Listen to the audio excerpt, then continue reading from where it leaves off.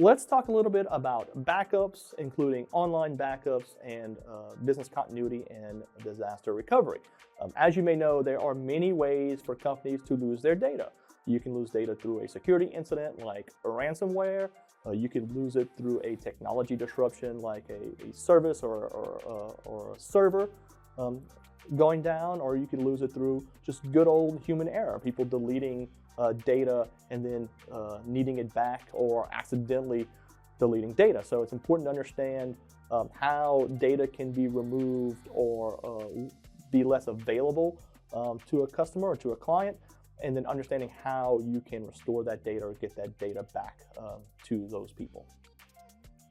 When we talk about data recovery, it's not just about business continuity. We also have to talk about regulatory compliance as well. So we all know that when something bad happens, we should have a plan in place, and we should be able to recover data and get the company or a client or our own business back up and running. But let's talk a little bit about the regulatory needs for backup. So most regulatory compliance out there will require you to have some kind of backup. When we talk about the 3 tenets of cybersecurity: confidentiality, integrity, and availability. Availability matters, so making sure that you can get services back up and running as quickly as possible. But when we're talking about compliance, it can get a little tricky. Sometimes you have to be in specific, you have to restore data to specific countries. Sometimes you have to restore to specific services. So example, if you're under Department of Defense, CMMC, or DFARS, you may have to restore data to GovCloud or to the FedRAMP certified service.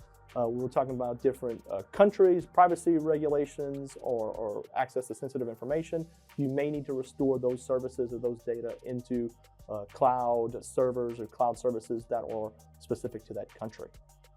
When offering backup solutions, just think about this. That is an easy revenue source for MSPs.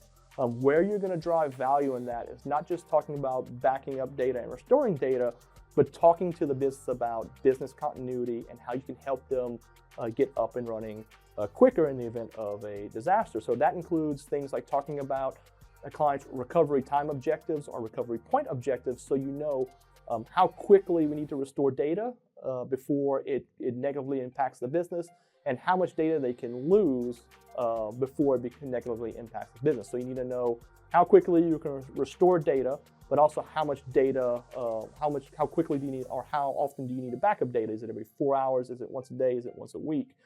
So having those types of continuity discussions and disaster preparedness discussions with your clients helps drive value. And we can't talk about backups without talking about testing and restoring and planning with disaster recovery. So making sure that your disaster recovery plans aligns with your customers' needs and business outcomes is important. So you have to have that discussion with a client ahead of time to make sure that the plan you have in place aligns with what they want.